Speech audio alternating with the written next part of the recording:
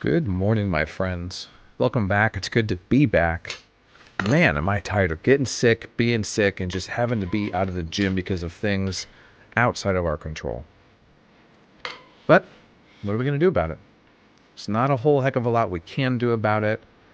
What we can control is the fact that we're getting in there, we're getting into the gym, and we are on the first day here of the workout plan that we've been constructing for the last 2 months or so.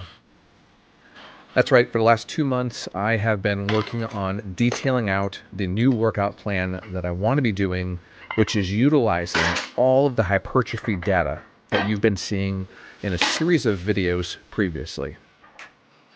I will link those down below for you to watch in your own free time. It's going to be grouped by muscle group to let you know the most optimal ranges to train each muscle group for hypertrophy. Now, using the data from all that information, I constructed a workout plan that is able to be facilitated here in my own home gym, meaning with the equipment that I have, and exercises that I think are going to be the most interesting to me and most engaging to me, but is also optimized with the number of sets and the number of reps that are going to get us in those peak hypertrophy ranges. Now, this is a little bit of trial and error. This is version 1 of the Iron Clinics hypertrophy program, and I'm trying it out. I've already learned some stuff, and I'm figuring out what exercises I like, how these rep ranges are suiting me, and ultimately what's going to work once we start that bulk here in due time. We may come to find out that the amount of progression and overload that we're seeking to do over the next 6 weeks is just not going to be possible, meaning that we're going to be trying to do far too many sets, and that's okay. That's why I want to try this out now and experiment now before it really counts. I'm shooting for rep ranges somewhere between 10 and 20 for a lot of the exercises, be it on a pull day, a push day, a leg day, or an arm day.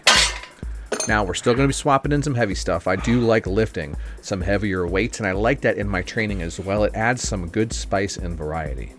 On those, of course, we're going to bring those rep ranges down, but we're really not getting too far below that 5 to 10 rep range. Really, for our strength-based work, we're going to be aiming most of the rep ranges that we're doing in that 5 to 10 rep range. Here, though, however, on our pull day, we don't have anything in that low of a rep range. Here you see me doing cable single arm pull downs for sets of 10 to 20, and previously on those T-bar rows, we were looking at sets of 10 to 12. Again, this is all a bit of an experiment. I haven't done workouts like this with rep ranges this high in quite some time, let alone as many sets as we're going to be doing in the coming weeks. And that's due to one thing that I haven't mentioned at all yet, which is going to be the key to all of this, and that is progressive overload. Now, I've always strived to do progressive overload, increasing the weight or the amount of reps or the even sometimes sets that we do from week to week to make sure that our muscles are continuously being challenged. It has been a long time, though, since I've made it a very, very sharp focal point in all of the workouts that I do on a week-to-week basis. So, what I did in constructing this workout plan is I have mapped out every single week over the next 6 weeks and how many sets of the various exercises I'm going to be doing to ensure that I'm hitting optimal hypertrophy for that muscle group.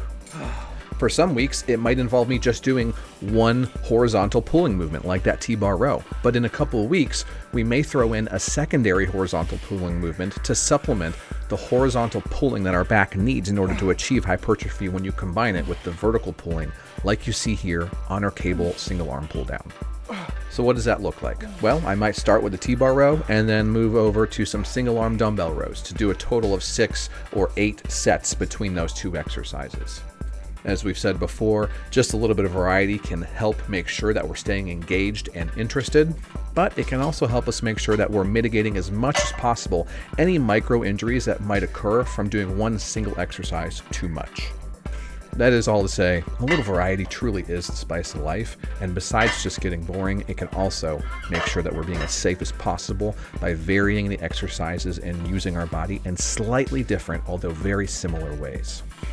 So, throughout this mesocycle, over the next 6 weeks of training before we take our next deload, we are going to be increasing the amount of work we do week to week by increasing the total number of sets we're doing.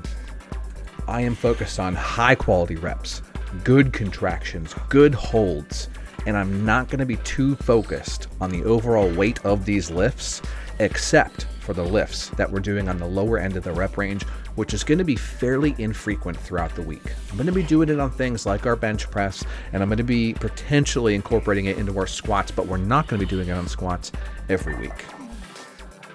Instead, we're going to make a very concerted effort to make sure that we're getting as good of quality reps as possible every single workout with whatever weight we need in order to perform that exercise.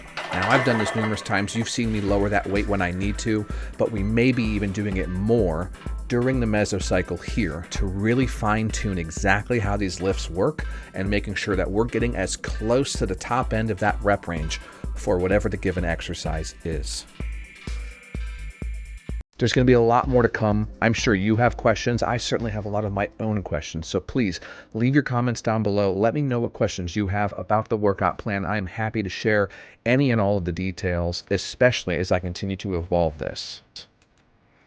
As I said, I want this to be in the perfect spot for my home gym, so you may have to modify these workouts to suit your home gym, but I hope you can follow along with these at home in your own home gym, or perhaps at your commercial gym too, because you should be able to do these certainly at a commercial gym.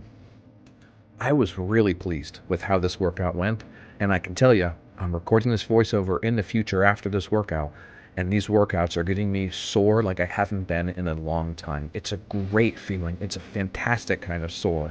And I hope that workouts like this can come to you in the near future as well, so that you can find that satisfaction from putting in the hard work day to day and earning whatever it is you're seeking and getting better a little bit every single day. Thanks again for being there, everybody. Really appreciate you showing up. Again, drop your comments down below, and I can't wait to show you more of these workouts and share more of the details in the coming days. I'll see y'all soon. Keep doing it. Keep pushing. You're going to earn what you're seeking. I know you are. I believe in you.